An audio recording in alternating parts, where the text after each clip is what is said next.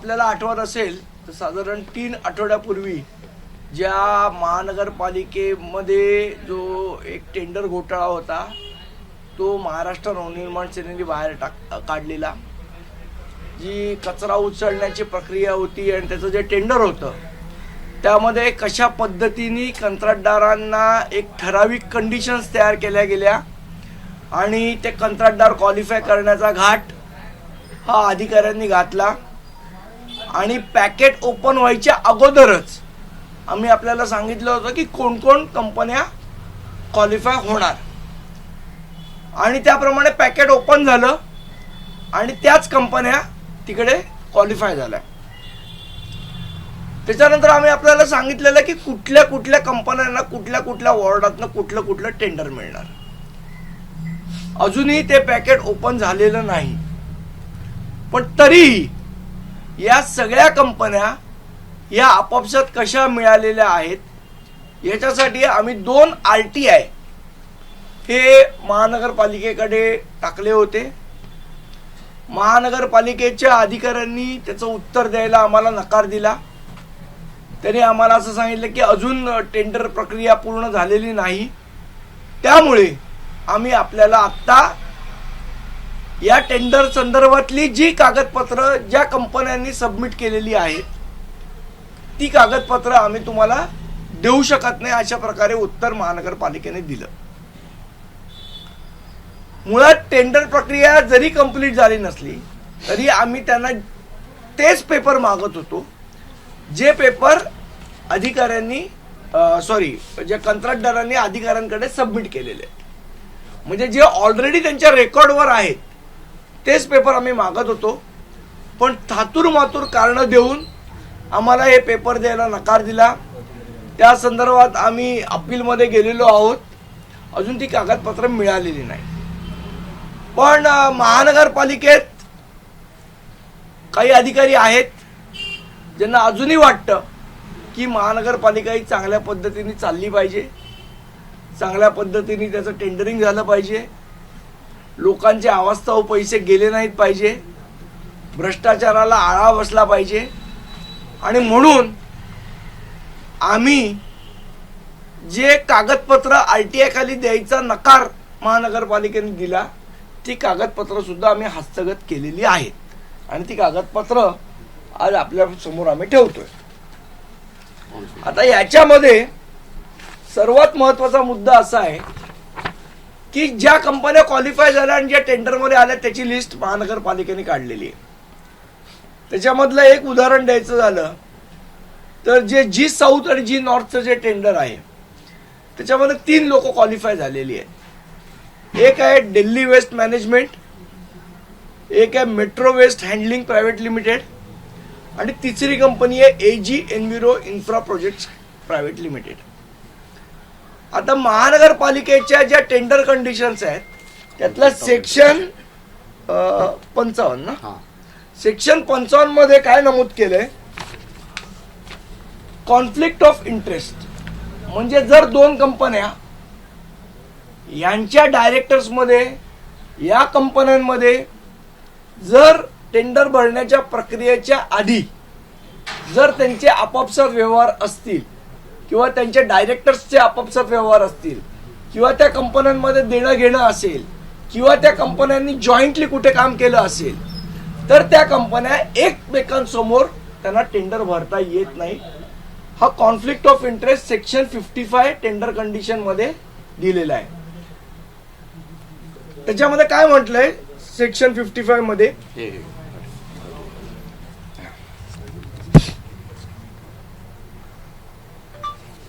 अर्जदार एकाच वेळी 2 आस्थापनांचा घटक असू शकत नाही. अर्जदार एकाच वेळी 2 कंपन्यांचा लीगल रिप्रेझेंटेटिव्ह असू शकत नाही. एकाच टेंडरमध्ये बीड करणारे 2 अर्जदार एकमेकांशी संबंधित असू शकत नाही. त्यांना एकमेकांच्या आर्थिक क्षमता आणि निर्णय प्रक्रियेबद्दल माहिती मिळेल असा संबंध त्यांच्यामध्ये असू शकत नाही. आता आपण या 2 कंपन्यांचं प्रोफाईल बघूया.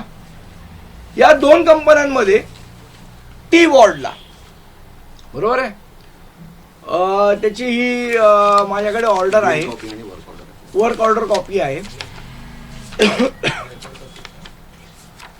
The Municipal Commissioner on behalf of Municipal Corporation Greater Mumbai by seeking approval of Standing Committee has accepted your tender for subject work.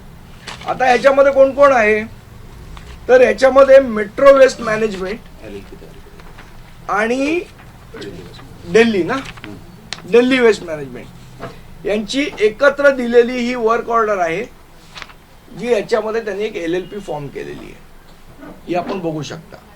या दोन कंपन्यांची ऑलरेडी एक LLP आहे, ज्याला लिमिटेड लायबिलिटी आपण कंपनी म्हणतो, पार्टनरशिप म्हणतो, ती ऑलरेडी आहे. म्हणजे ह्या दोन कंपन्यांचा एकमेकांशी संबंध आहे. ही या दोन कंपन्यांची बॅलन्स शीट आहे.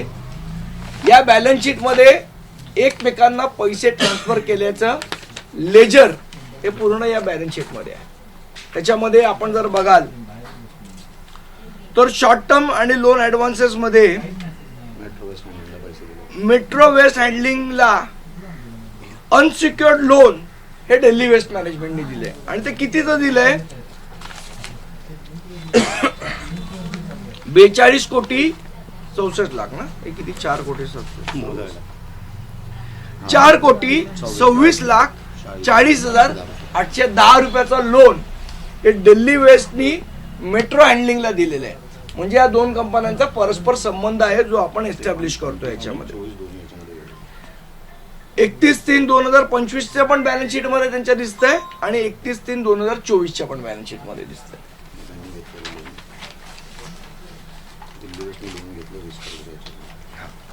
आता दुसरी एक जी कंपनी आहे परचे कॅपिटल्स, यांच्याकडनं 2 करोडचं लोन दिल्ली वेस्ट मॅनेजमेंट कंपनीने घेतलंय आणि त्याच्यानंतर ते पैसे पुन्हा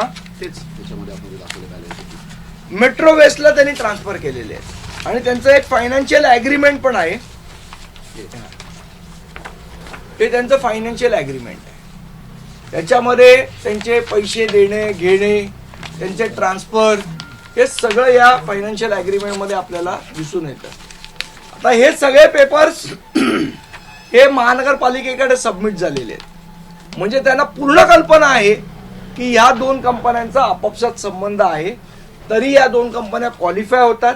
या दोन कंपन्या आपापसात संबंध असूनही एकमेकांसमोर टेंडर भरतात. मग हे टेंडर खरोखर एकमेकांच्या विरोधात भरतात का एकमेकांच्या सपोर्टमध्ये बसतात, हा पार्ट इन्व्हेस्टिगेशनचा आहे. ते महानगरपालिकेने केलं पाहिजे, ही आमची मागणी आहे. आणि जेव्हा हे सगळं होतं, अच्छा, हे दोन जे आहेत डायरेक्टर या दोन कंपन्यांचे, एक आहे गुरपाल सिंग धमीचा डायरेक्टर आहेत. हे आहेत मेट्रो वेस्ट हँडलिंगचे, हे त्यांचं पॅन कार्ड आणि हे आहे. दुसरे सनी दिलीप पांड्या, हे त्यांचं पॅन कार्ड आहे. याच्यावरनं आम्ही या सगळ्या गोष्टीचा शोध घेतलेला आहे. आता टेंडर कंडिशन मध्ये काय म्हटलेलं आहे तर टेंडर कंडिशन मध्ये स्पष्ट म्हटलेलं आहे की जर अशा पद्धतीची जर कॉन्फ्लिक्ट ऑफ इंटरेस्ट असेल तर ते टेंडर प्रक्रिया ताबडतोब रद्द केली गेली पाहिजे. आणि आमची मागणी सुद्धा हीच आहे की या टेंडर प्रक्रियेमध्ये मुळातच सुरुवातीपासनं म्हणजे टेंडर कंडिशन पासनं ते टेंडर अलॉट करण्यापर्यंत सगळ्या पद्धती तो मागे आहे, हा तो सगळा घोळ आहे. आणि जर आपण या सगळ्या पेपर्स बघितले तर त्या टेंडर कंडिशन मध्ये एक क्लॉज असा आहे की वरील प्रकारचे निविदा रद्दच, या दोन्ही कंपन्यांचे आपापसात मोठे आर्थिक व्यवहार करत एकमेकांना सहाय्य करत सदरच्या निविदा प्रक्रियेत भाग घेतलेला आहे व त्यांच्या जोडीला AG एन्व्हायरो या कंपनीने देखील कार्टेल बनवण्यामध्ये हातभार लावलेला आहे. त्यामुळे हे सगळं कार्टेल जे आहे हे कागदोपत्री महाराष्ट्र नवनिर्माण सेनेने सिद्ध केलेलं आहे. आम्ही आयुक्तांना वारंवार या संदर्भात तक्रार केलेली आहे आणि आपल्या माध्यमातून हा विषय जनतेच्या समोर सुद्धा आम्ही आणलेला आहे. त्यामुळे आमची मागणी आहे आणि याच्यामध्ये सर्वात मोठं नुकसान जे आहे ते जनतेचं होणार आहे. कारण ही सगळी टेंडर पुन्हा एकदा मी आपल्याला सांगतोय 35 ते 40% अबोनी भरली गेलेली आहेत. आणि होतं ना. हा, त्यामुळे 2000 आता या टेंडरमध्ये अजून एक महत्वाचा विषय आम्हाला जेव्हा अभ्यास करताना आढळला, जे लेवी असतात कामगारांचे, म्हणजे कामगारांची जी 49% 49%, ते 2000 कोटी सुद्धा महापालिका या कंत्राटदारांना परत देणार आहे, जे आधीच्या टेंडरमध्ये नव्हतं. जे मागच्या वेळेला जे टेंडर काढले त्याच्यामध्ये नव्हतं. या टेंडरला महानगरपालिकेने कबूल केलं की कामगारांची जी लेवी आहे ती सुद्धा 2000 कोटी रुपये आम्ही परत करू. म्हणजे 4000 कोटीच्या ऐवजी 6000 कोटी हे कंत्राटदारांना इथे वाटले जाणार आहेत. खिरापत म्हणून 2000 कोटी वाटले जाणार आहेत. तर या सगळ्या गोष्टी आपल्यासमोर आणण्यासाठी ही आजची पत्रकार परिषद होती. संदीपजी, तुम्ही आता जसं सांगितलं की या सगळ्या कंपन्यांचे मुळात पहिल्या वेळेला जेव्हा तुम्ही आरोप केल्या होत्या त्यावेळेला त्या सगळ्या कंपन्या किती कंपन्या होत्या? म्हणजे 15 कंपन्या, त्यापैकी 3 कंपन्या अशा आहेत. नेमक्या किती कंपन्या अशा आहेत ज्यांचे एकमेकांचे आर्थिक संबंध आहे? नंबर 1. आणि नंबर 2 की ज्यांचे केवळ आर्थिक संबंध आहेत की हे नातेसंबंध सुद्धा आहेत? पूर्वापासून नाही, यांचे पहिल्यापासून फायनान्शियल रिलेशन्स आहेत. नातेसंबंध नाही आहेत, पण फायनान्शियल रिलेशन्स आहेत. फायनान्शियल रिलेशन आपण कशा पद्धतीने म्हणतो तर एकमेकांची असलेली पार्टनरशिप. जर तुमची आणि माझी जर एका कंपनीमध्ये पार्टनरशिप आहे तर आपण दोघं जण एकमेकांसमोर टेंडर भरू शकत नाही, कारण ते कॉन्फ्लिक्ट ऑफ इंटरेस्टचा मूळ गाभा होतो. की मग जर तुमची माझी पार्टनरशिप आहे तर आपण एकमेकांसमोर टेंडर भरताना आपण अंडरस्टँडिंग करूनच भरतो. त्यामुळे मुळात पार्टनरशिप ज्यांची एकमेकांसमोर दुसरीकडे पण आहे त्यांना याच्यामध्ये भाग द्यायला नाही पाहिजे होता महानगरपालिकेने, जो घ्यायला दिला. ही कागदपत्र महानगरपालिकेकडे नाही आहेत की आता 100% आहेत.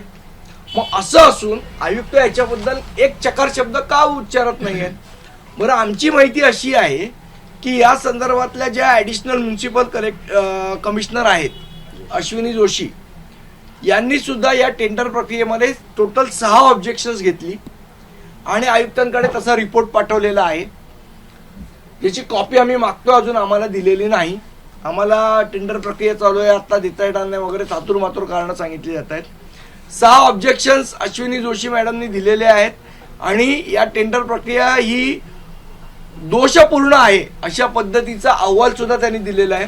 तरी सुद्धा आयुक्तांना ही टेंडर प्रक्रिया राबवायची एवढी घाई का आहे हा महत्वाचा प्रश्न येतो. याच्यामध्ये कोणाचे वेस्टेड इंटरेस्ट आहेत हे याच्यामध्ये प्रश्न याच्यामध्ये निर्माण होतो. संदीपजी, मागच्या 24 वॉर्ड मुंबईतले जे आहेत त्या सगळ्या 24 वॉर्डांसाठीचे हे कंत्राट काढले जाणार आहे. मागच्या वेळेला तुम्ही प्रत्येक वॉर्डामध्ये किती 3 साधारण कंपन्या होत्या ज्यांना टेंडर साठी फायनलाइज करण्यात आलेल्या होत्या किंवा 3 लोएस्ट ज्या होत्या त्यांना दाखवण्यात आलं होतं. या सगळ्या कंपन्यांपैकी किती कंपन्या ज्या आहेत त्या या भ्रष्टाचारात गुंतलेल्या आहेत की सगळ्याच्या सगळ्याच कंपन्या? बघा, या सगळ्या कंपन्यांनी आपापसात कार्टेल केलेलं आहे. कार्टेल म्हणजे काय? समजा 24 वॉर्ड आहेत, त्याचे समजा आता ABCD हा एक पार्ट बनवलाय, EF साऊथ, F नॉर्थ हा एक पार्ट बनवलाय. आता तुम्ही जर बघाल तर मेट्रो वेस्ट हँडलिंग पहिल्या पार्ट मध्ये पण आहे, ABCD मध्ये. मेट्रो वेस्ट हँडलिंग E मध्ये पण आहे, F साऊथ मध्ये पण आहे, F नॉर्थ मध्ये पण आहे. Metro waste handling G south मध्ये पण आहे, G नॉर्थ मध्ये पण आहे. Metro waste handling H east मध्ये पण आहे, H वेस्ट मध्ये पण आहे. Metro waste handling K east मध्ये पण आहे, K वेस्ट मध्ये पण आहे.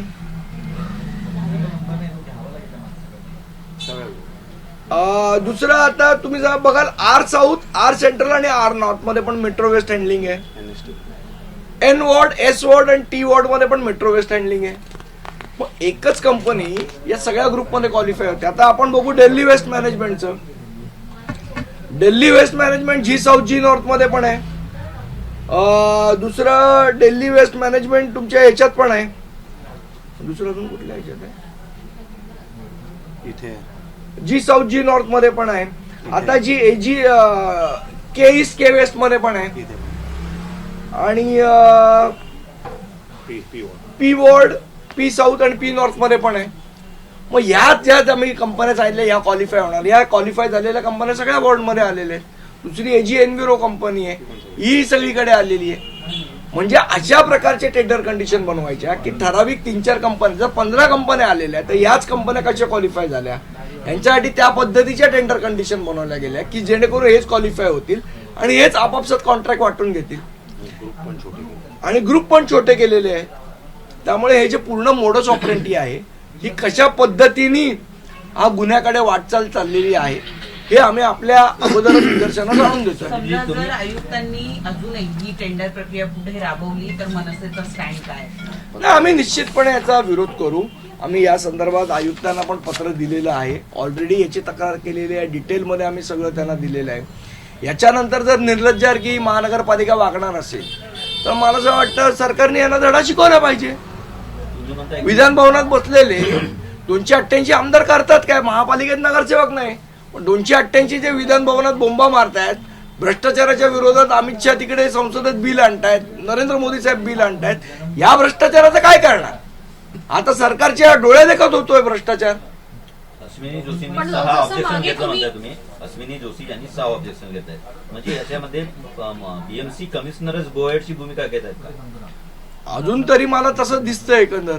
जर नसतं तर आतापर्यंत टेंडर प्रक्रियेत त्यांनी एवढे कागदपत्र दाखवल्यावर रद्द करायला पाहिजे होती.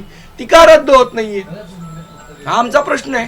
जसं तुम्ही म्हणालात की अश्विनी जोशी यांनी या सगळ्या प्रकरणामध्ये एक नाही म्हणजे याच्यामध्ये घोटाळा होता अशा संदर्भातला अहवाल जर दिला असेल, ऑब्जेक्शन घेतले असं मी घेतलेलं म्हटलं आहे, तर दुसरीकडे तुम्ही म्हणताय की आम्ही या संदर्भात प्रश्न हा सरकारलाही विचारू. कशा संदर्भात प्रश्न असेल? कारण तुम्ही मागे उल्लेख केला होता की भाजपचे संबंध आहेत या सगळ्या प्रकरणामध्ये. मी आजही ते म्हणतोय ती गोष्ट. जो सनी पांड्या आहे, पांड्या सनी पांड्या जो आहे हा भारतीय जनता पक्षाच्या खासदाराचा, गुजरातच्या खासदाराचा मुलगा आहे. त्यामुळे भाजप कनेक्शन समोरासमोर येते. बरं, हे मी नाही बोलत, आपण गुगलवर पण सर्च करा, तुम्हाला दिसेल ते. पण तुम्हाला वाटतं की म्हणजे या सगळ्या प्रकरणामध्ये ऑब्जेक्शन घेतल्यानंतर न्याय मिळू शकतो असं अपेक्षा वाटते? कारण की सरकार सध्या महायुतीचं. बघा कसं आहे, लढणं आमचं काम आहे आणि आम्ही भ्रष्टाचाराच्या विरोधात आमची लढाई चालू आहे आणि चालू राहणारच आहे. तर सरकारने निर्लज्जपणे वागायचं का याच्यावर प्रक्रिया थांबवायची हे सरकारने ठरवलं पाहिजे. आमची तर लढाई चालू राहणार. हे नाही झालं तर कोर्टात जाऊ, कोर्टात रस्त्यावरची लढाई लढू.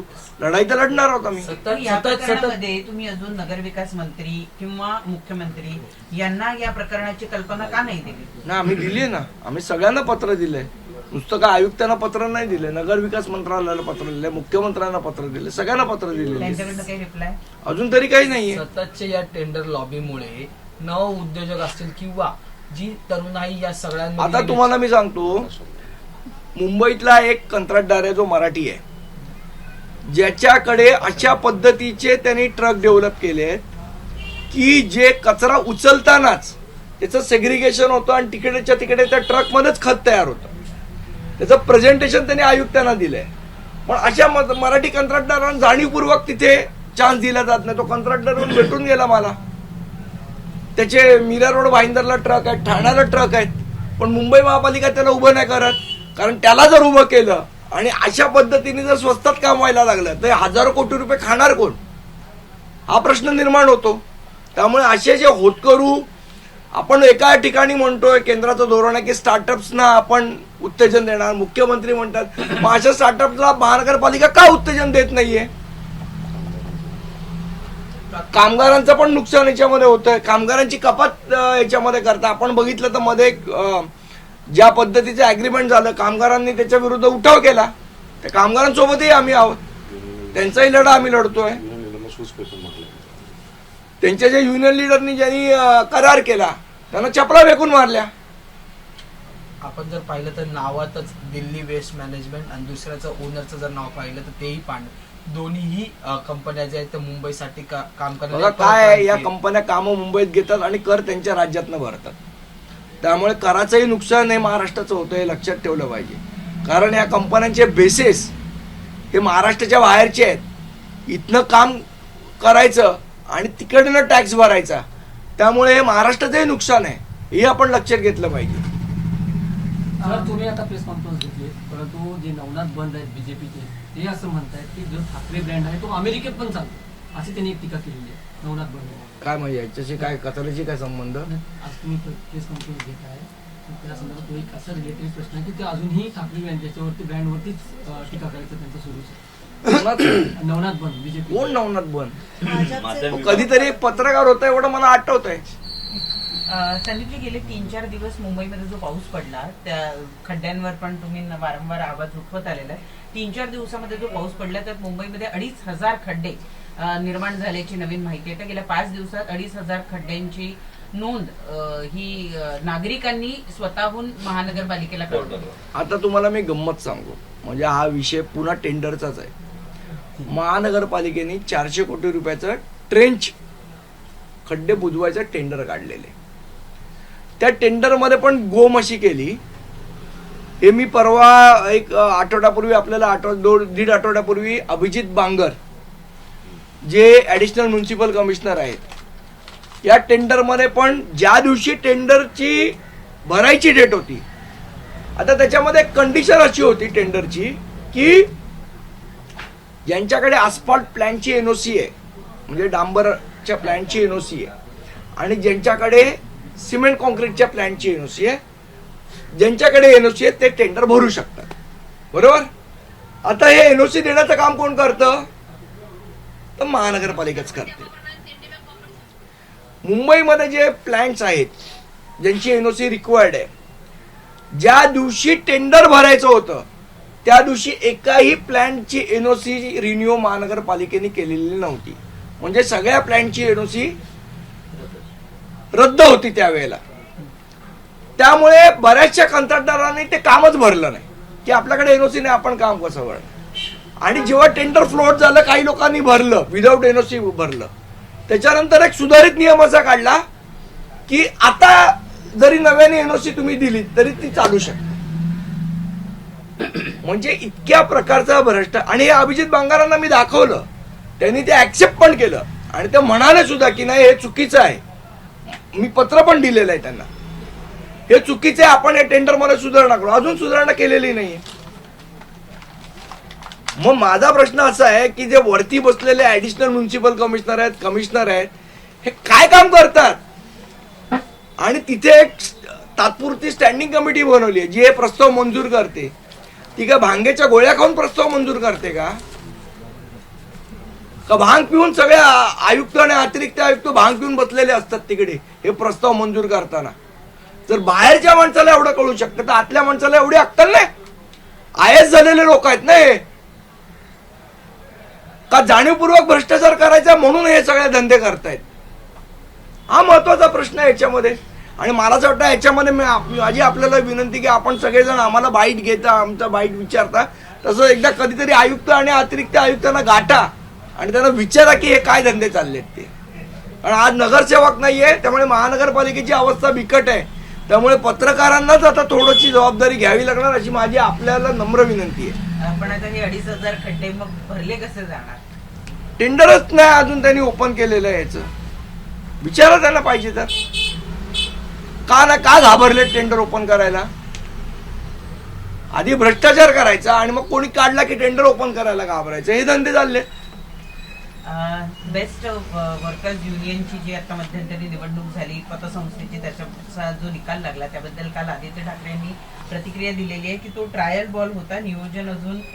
नियोजन मागे पुढे झालं, योग्य ती पावलं उचलली जातील भविष्यात. मला असं वाटतं काल सन्मान्य साहेब म्हणाले अतिशय पतपेढीची निवडणूक होती, त्याचा पुढच्या राजकारणाशी संबंध जोडणं हे काही योग्य नाहीये. पण कसं आहे, भाजपला एक परसेप्शन क्रिएट करायला खूप आवडतं. छोटा विजय पण म्हणजे लवंगी माळ वाजवायची आणि बॉम्बचा आवाज करायचा ही त्यांची सवय आहे, त्यामुळे ते करतात. आम्ही आमचं काम योग्यरित्या करतोय आणि सन्मान्य राजसाहेबांच्या मार्गदर्शनाखाली योग्यरित्या करू. उपराष्ट्रपतीची निवडणूक आहे ना सध्या, आणि उपराष्ट्रपती आणि इंडिया आघाडीचा जो उमेदवार आहे त्याला शिवसेनेनं सपोर्ट केलेला आहे, तर मनसेची भूमिका काय असणार? ना आमचे काय आता कोण मतदार नाही आहेत. आजपासून मुंबई महापालिकेसह जे ती अ, ब, क, ड ची प्रभाग रचनेची जे ते हरकती आणि नोंदी या मागवण्यास सुरुवात केली जाणार आहे. नेमकी काय भूमिका या सगळ्यांवर? कारण की नव्याने बघू, येऊ तर द्या आधी काय घोळ घातलाय तो. संदीपजी, मिठी नदी घोटाळा प्रकरणी ठेकेदार जो शेरसिंग राठोड आहे त्याला अटक केलेली आहे आणि आताच पुन्हा एकदा पाऊस पडला मुंबईत, त्यावेळेस सुद्धा मिठी. मला एक सांगावं, ठेकेदारला अटक करून काय होणार? आतापर्यंत 4 जे अधिकारी आहेत ज्यांनी या सगळ्या गोष्टीमध्ये लक्ष ठेवणं गरजेचं होतं, त्यातला कुठला अधिकारी जबाबदार ठरणार आहात तुम्ही? मूळ मुद्दा हा आहे. जर कुंपणच शेट खात आहे तर आपण करणार काय आहोत? आज मला एक सांगा, समजा मिठी नदीत घोटाळा झाला, कंत्राटदारांनी बरोबर काम नाही केलं, पण तो काम बरोबर करतोय का चुकीचं करतोय हे बघण्याची जबाबदारी कोणाची होती? आणि मग हे सगळेजण जे जातात वर्षानुवर्ष पाहणी करतात, मग त्यांच्यावर पण गुन्हे दाखल झाले पाहिजेत की तुम्ही काय पाहणी केली म्हणून. आशिष शेलार पाहणी करतात, आदित्य ठाकरे पाहणी करतात, सगळेजण पाहणी करतात ना. मग पाहणी करताना काय झोपलेले असतात? तुम्ही जाता त्यांच्याबरोबर पाहणी करायला, मग तेव्हा काही दिसत का नाही लोकांना? सुहास सामंत यांनी पतपेढीच्या निवडणुकीमध्ये प्रचंड पैशाचा वापर केला गेला असा आरोप केला. तुम्ही पण त्या अनुषंगाने पुरावे दिले होते. झालाच आहे. तर ठीक आहे, जे झालं ते झालं, तर पुढची तयारी आम्ही करू. ज्या दिवशी पाऊस झाला त्या दिवशी राज्याचे उपमुख्यमंत्री एकनाथ शिंदे सुद्धा मिठी नदीवर पाहणी करण्यासाठी गेले होते. सततच्या पाणी मिठी नदीचा प्रश्न प्रत्येक पावसाळ्यात येतो. मला असं वाटतं मिठी नदीचे एक 5-6 फोटो काढले पाहिजे आणि यांच्या कार्यालयात लावले पाहिजे, जेणेकरून पाणी कार्यालयात बसूनच करता येईल. बाकी काय, कारण मिठी नदीत तर फरक नाही पडत. संदीप, गणेशोत्सव जवळ आलेला आहे. कोकणला जाणाऱ्या चाकरमान्यांची संख्या मोठ्या प्रमाणात असते. राजकीय पक्षांकडून वेगवेगळ्या बसेस किंवा जाण्याची सोय अरेंज करण्यात आलेली आहे, मात्र खड्डे जैसे ते आहेत. मुळात ते आहे ना, बसेस अरेंज करण्याच्या ऐवजी जर रस्ते अरेंज केले तर लोकांना जास्त सुसह्य होईल. संदीप, याच अनुषंगाने एक महत्वाचा प्रश्न की केरळ, कदाचित केरळ मी चुकत नसेल तर तिथला एक निर्णय काल सर्वोच्च न्यायालयामध्ये लागलाय. तिथं सर्वोच्च न्यायालयाने असा निर्णय दिलेला आहे की जर रस्त्यांवर खड्डे असतील तर टोल माफ केले पाहिजे. आणि सुप्रीम कोर्टाने पण तो अपेल्ड केलाय. तर हे तर आम्ही पहिल्यापासूनच बोलतोय. हे तर 2012 पासून सन्माननीय राजसाहेब म्हणतायत की जर रस्तेच खराब असतील तर टोल द्यायचा का? मला असं वाटतं न्यायालयाने कान उपटलेत तर अक्कल येईल. पण सर्वोच्च न्यायालयाचा हा जो निर्णय हा संपूर्ण खरं तर संपूर्ण देशासाठी लागू होत असतो, त्याची अंमलबजावणी आपल्या राज्यातही होईल असं वाटतंय का? आता मला असं वाटतं जर सरकारने नाही केलं तर लोकांनी स्वतःहून अंमलबजावणी केली पाहिजे. जिथे खड्डे असेल तिथे टोल देऊ नये लोकांनी. संदीपजी, इलेक्ट्रिक लोकांनी पण रस्त्यावर उतरलं पाहिजे. शेवट लोक चळवळ उभी राहिली पाहिजे. लोकांनी स्वतःहून सांगितलं पाहिजे की जर सुप्रीम कोर्टाचा निर्णय आहे की जिथे खड्डे तिथे टोल देऊ नका, तर आम्ही देणार नाही. ही चळवळ लोकांमधून उभी राहिली तर मला असं वाटतं शासनाला गुडघ्यावर आणायला 2 मिनिटं लागणार नाहीत.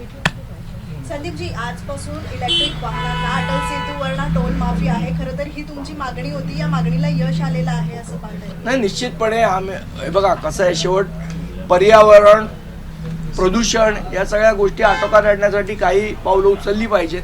मला असं वाटतं ते पण आहे. दुसरं, ऑनलाईन गेमिंगला आमच्या मनोज चव्हाणांनी विरोध केला होता. ते ऑनलाईन गेमिंग पण बंद करण्याचा निर्णय केंद्र शासनाने घेतलेला आहे, त्याचंही आम्ही स्वागत करतो. एबीपी माझा, उघडा डोळे बघा नीट.